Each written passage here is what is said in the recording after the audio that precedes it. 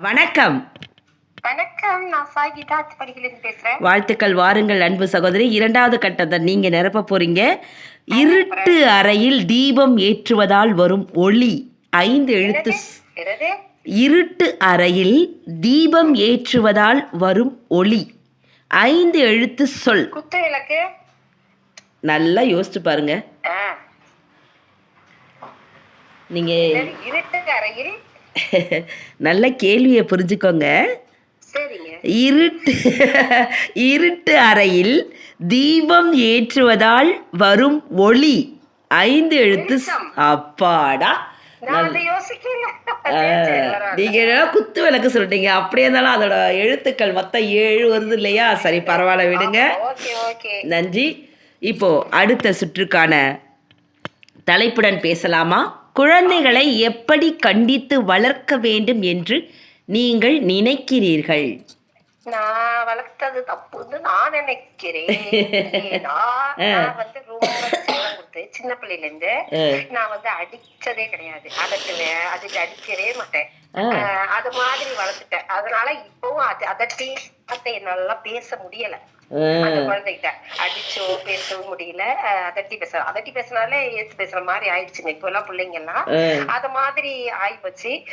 அதனால எப்பவுமே கண்டிப்பும் இருக்கணும், கனிவும் இருக்கணும், ரெண்டுமே கொடுக்கணும். என்னென்ன வாங்கி கொடுக்கணும், நம்ம அவன் கேட்டதெல்லாம் வாங்கி கொடுக்க கூடாது. ஆனா அதை சாப்பிடக்கூடிய என்னென்ன கொடுக்கலாம் அதை வாங்கி கொடுக்கலாம். இது மாதிரி நம்ம ஒரு கனிவை காட்டலாம். கண்டிப்புன்னா அவன் செய்யக்கூடாத விஷயங்களை செய்யும் போது அதை சுட்டி காட்டணும். இந்த மாதிரி செய்யக்கூடாது, இது தப்புப்பா அப்படின்னு சொல்லி காட்டலாம். இது நம்ம கண்டிப்பா கொடுக்குற வேலை. ரெண்டுமே சேர்ந்து நம்ம கொடுக்கும் போதுதான் அந்த குழந்தைகளுக்கு நம்மள்ட்ட அன்பாவும் இருக்கிறாங்க, கண்டிப்பாவும் இருக்காங்கன்னு அவங்க மனசுல பதியும். வெறும் கண்டிப்பா மட்டும் நம்ம காட்டினோம்னா அதுங்களுக்கு ஒரு மனசுல ஒரு இப்ப இந்த காலத்து பிள்ளைங்க எல்லாம் என்ன செய்யுதுங்க, ஒரு மாதிரி எதிர்ப்பு தானே இருக்குது. எப்ப பார்த்தாலும் ஆமா இது எதிர்க்கணும் எந்த விஷயம் சொன்னாலும் எதிர்த்துதான் பேசணுங்கிற மாதிரி ஒரு மனநிலையை கொஞ்சம் மாத்தலாம். அவ்வளவுதான். சூப்பர், ரொம்ப அழகா சொன்னீங்க. வாழ்த்துக்கள். குடும்பங்களில் பெரியவர்களுக்கு கொடுக்கும் மரியாதை அப்படியே இருக்கிறதா, குறைந்துள்ளதா? அதெல்லாம் அப்படி இல்லைங்க. அதெல்லாம் இல்லவே இல்லை. வாய்ப்பு இல்ல ரசா அப்படிங்கிற சொல்ற மாதிரி இப்பெல்லாம் என்ன பண்றாங்கன்னா பெரியவங்களை விட்டே தனியா போயிடுறாங்க. அந்த பெரியவங்களுக்கு ஒரு ஆதரவு கொடுக்கறது கிடையாது. கல்யாணம் வச்சோடனே தனியா போகணும், தனியா இருக்கணும் அப்படிங்கிற ஒரு நிலைமையை அவங்களே உருவாக்கிறாங்க. அது அவங்கள பெரியவர்களை மதிக்கிறது கிடையாது. ஏன்னா வீட்டுல இருந்தாதான் இங்க சொல்லிட்டு போகணும், அங்க போகணும், இங்க போகணும், எதுவுமே இல்லாம தன்னுடைய சுதந்திரத்துக்காகவே அவங்க தனிப்பட்ட முறையில போயிடுறாங்க. அதனாலேயே பெரியவங்களோட மதிப்பெல்லாம் குறைஞ்சு போச்சு. அதுதான் இந்த காலகட்டம். ஆஹா, ரொம்ப அழகா பியூட்டிஃபுல்லா சொன்னீங்க. வாழ்த்துக்கள். அடுத்து, ஒரு மனிதருடைய உருவத்தை வைத்தோ அவரது நிறத்தை வைத்தோ அவர்களின் திறமையை கணிப்பது சரியா தவறா? அது ரொம்ப தவறு. என்னை பொறுத்த வரைக்கும் நிறம், முகம், குணம் இதெல்லாம் யோசிக்கிறீங்கல்ல. நம்ம ஒரு ஃப்ரெண்ட்ஷிப்புக்கே ஒரு ஆளை நம்ம யோசிக்கிறோம்னா நம்ம ஒருத்தரோட ஃப்ரெண்ட்ஷிப் ஒரு நல்ல கேரக்டர் போல இருக்கு, இவங்க ரொம்ப நல்லா இருக்கிறாங்க அப்படின்னு நம்ம நினைச்சுட்டு இருப்போம். ஆனா அவங்களோட பழகி பார்த்தா தெரியுது அவங்களோட என்ன குணங்கள் நமக்கு பிடிக்காம போகுது, நம்ம அவங்களை விட்டு விலக்குறோங்கிறது தெரிஞ்சிடும். அதே மாதிரி ஒருத்தர் மேல நம்ம ஒரு காழ்ப்புணர்ச்சி இருக்கும் நமக்கு. சில பேர் மேல இவங்க எல்லாம் கொஞ்சம் திமிர் பிடிச்சவங்க, இவங்க எல்லாம் இப்படி பண்ணுவாங்க அப்படிலாம் நினைக்கும் போது அப்படி இல்லைன்னு அவங்க கூட பழகும் போது அவங்களோட இயல்பு வெளிப்படும் போது நமக்கு இதா இருக்கும். ஐயோ நாம தான் அப்படி தப்பா நினைச்சிட்டோமா, அவங்களோட இயல்பை நம்ம தப்பா நம்ம நினைச்சிட்டோம், வெளிக்கோணத்துல இருந்து நம்ம பார்த்துட்டோமே, அவங்களோட பழகி பார்த்ததானே அந்த இது தெரியும் அப்படின்னு நம்மளே நம்மளுடைய கருத்துக்களை மாத்துக்கிற அளவுக்கு நிறைய விஷயங்கள் நிறைய நடக்குது. என்னை பொறுத்த வரைக்கும் நிறைய அப்படித்தான். நான் நினைச்சிருக்க ஒரு மாதிரி, அப்புறம் பழகுறவங்க ஒரு மாதிரி அப்படின்னு ஆகி போச்சு.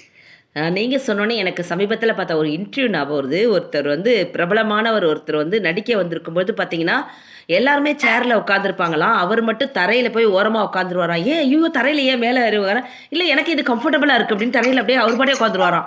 ஸோ எந்த ஒரு பந்தாவும் காமிக்க மாட்டாராம். ஸோ எவ்வளோ பெரிய நடிகராக இருந்தாலும் அவர் அவர் முறைப்படி அப்படியே அவர் இயல்பாக இருக்கிறாருன்றது நான் நேற்று இன்டர்வியூவில் பார்த்தேன். ரொம்ப பிடிச்சிருந்துச்சு எனக்கு அவங்க சொன்னதை கேட்டு. சரி, சொல்லுங்கள். இப்போ அடுத்து உங்களுக்கு 5 அதாவது ஸ்ரீதேவி, நடிகை ஸ்ரீதேவி, பேபி ஸ்ரீதேவி விஜயகுமார் அவர்கள். அது எனக்கு பிடிக்கும். ஏன்னா நீங்க ஃபர்ஸ்ட் பாட்டே போட்டீங்க ஹரிஷ் ராகவேந்திரோட பாட்ட பாட்டு அது ம். அந்த படம் ஞாபகம் வருது. எனக்கு வந்து குட்டி பிள்ளையில இருந்து இந்த ரிக்ஷா மாமால இருந்து எனக்கு ரொம்ப பிடிக்கும். ஆ. அந்த கியூட்னஸ் இப்பவும் மாறவே இல்ல. அப்ப வந்து பப்ளியா இருக்காங்க. இப்ப கொஞ்சம் ஒல்லியாயி ஆனா இது ஒரு செம்ம அழகு, கியூட் அது ஒரு அழகு. அழகு மாறிட்டு. ஆமா. அது ஒரு அழகு, இது ஒரு அழகு மாரி ஆயிட்டாங்க. இப்பவும் படங்கள்லாம் நடிக்குது. அந்த படம் ஆமா. எனக்கு இப்ப ரொம்ப ரீசெண்டா பிடிக்கும். ஒரு ரீமிக்ஸ் ஒரு பிறமொழி படம், டப்பிங் படம் கூட நான் பார்த்தேன். அதுல ஓ! வந்து செமையா நான் இப்ப ஒரு இது டிவி சேனல்ல வந்து ஒரு அவங்க ஜட்ஜா ஆ வந்திருந்தாங்க. அப்ப கரெக்ட். பார்க்கும்போது அப்படியே இருக்கிறாங்க. கரெக்ட். அந்த மாதிரி செம்ம அவ்வளோ அழகு. இருக்காங்க. செம்ம அழகா இருக்காங்க. அப்படியே பியூட்டியாவே இருக்காங்க. எனக்கு அதுதான் ஞாபகம் வந்துச்சு நீங்க எனக்கும் சொன்னோனே. நான் இப்ப நீங்க சொல்லும்போது எனக்கும் அந்த நினைவுகள்லாம் வருது. சொல்லுங்க அந்த படத்த பத்தி. அவங்க நடிச்ச படம், படத்து பேர கூட சொல்லலையே. அதான் ரிஷா மாமான்னு ஃபர்ஸ்டே சொல்லிட்டு சரி அந்த அதுல படம் வந்து வேற. அவ்வளோ இப்ப கதாநாயகியாகி நடிச்சு நான் போட்ட அது வந்து எனக்கு இந்த அதான் தனுஷோட நடிச்ச படத்துல தான். அதான் அப்ப படம் வந்து எனக்கு பேர் என்ன? கோபமா வரும் நிறைய. ஆனா வந்து மாதவனோட நடிச்ச படம் எனக்கு ரொம்ப பிடிக்கும். மாதவன், ஜோதிகா, பிரியமான தோழி அது. பிரியமான தோழி அது ம். ரொம்ப பிடிக்கும். ஏன்னா நல்ல கேரக்டர் இருப்பாங்க, நல்ல சாஃப்டான கேரக்டர். அது அது பிடிக்கும், எனக்கு ரொம்ப பிடிக்கும். அவங்கள ரொம்ப பிடிக்கும் மொத்தத்துல. அவ்வளவுதான். Super, super, super. ரொம்ப அழகா அட்டகாசமா சொன்னீங்க. வாழ்த்துக்கள். இப்ப வந்து 5க்கு 5 விளையாடலாமா? சொல்லுங்க சொல்லுங்க. திரைப்படத்தில் உங்களுக்கு பிடித்தது நகைச்சுவை காட்சியா, சண்டை காட்சியா? ஓவியம் வரைவது எப்பொழுது முதல்? மரம் வாங்கி அதாவது மரத்தை வளர்க்க ரொம்ப பிடிக்குமா, பிடிக்காதா? மகனின் பெயர் என்னன்னு தெரிஞ்சுக்கலாமா? வீட்டு வேலை செய்வதற்கு உங்கள் கணவர் உங்களுடன் பகிர்ந்து கொள்கிறாரா? ஓ, என்னம்மா நடக்காததெல்லாம் கேக்குறீங்கோ. மறுபடியும் கேட்கவா? வேணா வேணா நானே யோசிச்சு சொல்றேன். அதாவது நீங்க ஃபர்ஸ்ட் சொன்னது நகைச்சுவை. எனக்கு வாழ்க்கையில பிடிச்சதே நகைச்சுவை. என்னோட கூட பிறந்தது மாதிரி எனக்கு நிறைய ஒரு பஞ்ச் டைலாக் எல்லாம் கூட நான் நிறைய கமெண்ட்ஸ் எல்லாம் கொடுப்பேன். அந்த ம். அளவுக்கு நகைச்சுவை எனக்கு ரொம்ப பிடிக்கும். ஆ. அப்புறம் வந்து ஓவியம் வரைகிறது வந்து சின்ன பிள்ளைல இருந்து ஆரம்பிச்சிட்டேன். ஃபர்ஸ்ட் ஸ்டாண்டர்ட் படிக்கும் போதுல இருந்து ஓவியம் வரைந்து எனக்கு அவ்வளவு பிடிக்கும். மரம் வளர்க்கறது வந்து எனக்கு ரொம்ப பிடிக்கும். ஏன்னா ஒரு குட்டி ம். கண்ணா வச்சு அது பெரிய கண்ணாகி அது பூத்து காய்ச்சி குளிர்ந்து அதை எடுத்து சாப்பிடுறது, அது அனுபவம் எனக்கு நிறைய இருக்குது. ம். என்னோட மகனோட பெயர் வந்து காளிதாஸ். அப்புறம் வந்து வீட்டு வேலையில உதவியா, ஐயோ வெந்நீர் வைக்க சொன்னா வெந்நீர் பானை காந்தி போயிடும். அந்த அளவுக்கு அதுல ஈடுபாடு இருக்குமா உங்களுக்கு?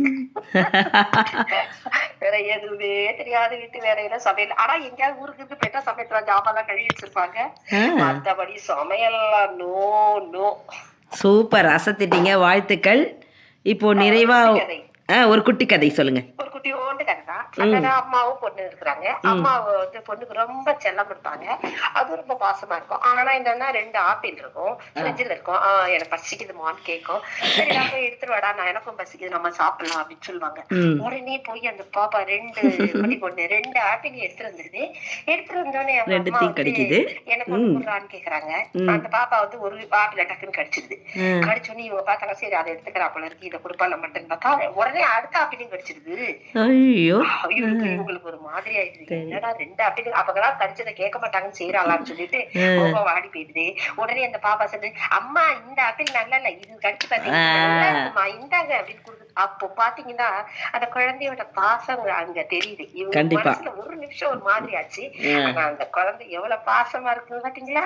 சூப்பர். நீங்களும் ரொம்ப கியூட்டா அழகா அசத்திட்டீங்க. வாழ்த்துக்கள், பாராட்டுக்கள். நன்றி நன்றி நன்றி. சகோதரி. இருங்க இருங்க. நீங்க வந்து ரொம்ப நாள் ஆச்சு. இந்த இந்த அப்புறம் அதாவது நீங்க வந்து ரொம்ப நாள் ஆச்சு இல்ல. நீங்க வந்துட்டு தான் இருக்கீங்க. இந்த உங்களை உங்களை வந்து விதவிதமா நடிக்க சொல்ல போறோம். ஓகேவா? ஐயோ ரெடி ஆயிக்கோங்க. அந்த சான்ஸ் உங்களுக்கு. நீங்க அன்பா குழந்தை மாதிரி பேசணும். எனக்கு தொண்டையை டேமேஜ் பண்ண போறீங்கன்னு நினைக்கிறேன். ஓகே. அன்பா குழந்தை மாதிரி. அம்மா அம்மா எனக்கு இன்னைக்கு ஐஸ்கிரீம் சாப்பிடணும் போல இருக்கு, வாங்கி தரீங்களம்மா? காசு இல்லை சொல்லக்கடா, எனக்கு வாங்க நல்லதா இருக்குமா தந்தையில, இது சளி பிடிக்காதுமா, வாங்கிக்கிடுங்கம்மா வாங்கிக்கிடுங்கம்மா. சூப்பர். அடுத்து கோபமா வந்து அதுக்கு அம்மா பதில் சொல்றாங்க. ஏய் என்னடி என்ன நினைச்சிட்டு இருக்க நீ? என்ன டைம் தெரியுமா? இப்பெல்லாம் என்ன சீசன் இது? மழைக்காலம். மழை எப்படி பேசிட்டு இருக்கு? இந்த டைம்ல நீங்க ஐஸ்கிரீம் கேக்குற, உனக்கு வாய்ஸ் நல்லா இல்ல, நீ நல்லா இருக்குன்னு சொன்னா கூட அதை கட்டிட்டு நான் அப்புறம் டாக்டர் வீட்டுக்கு அலையணும் இல்லையா? சும்மாவே இருக்க மாட்டியா? உனக்கு இருக்கிறத சாப்பிட்டு உனக்கு எவ்வளவு இருக்கு அதை சாப்பிட வேண்டியதுல என்ன ஐஸ்கிரீம் கேக்குற? இப்போ அழுதுகிட்டே குழந்தை வந்து கேட்குது. அவங்க அப்பாட்ட போய் கேட்குது குழந்தை அழுதுகிட்டே. அப்பா, அப்பா, பாத்தீங்களா?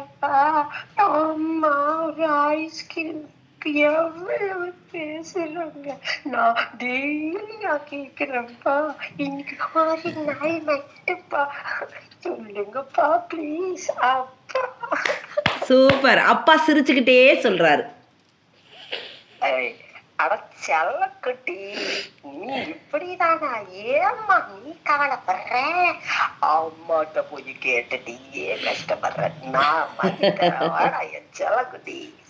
சூப்பர் கீதா சகோதரி, அசத்திட்டீங்க. வாழ்த்துக்கள், பாராட்டுக்கள். நன்றி நன்றி. நன்றி. ரொம்ப பியூட்டிஃபுல்லா வந்தாங்க கீதா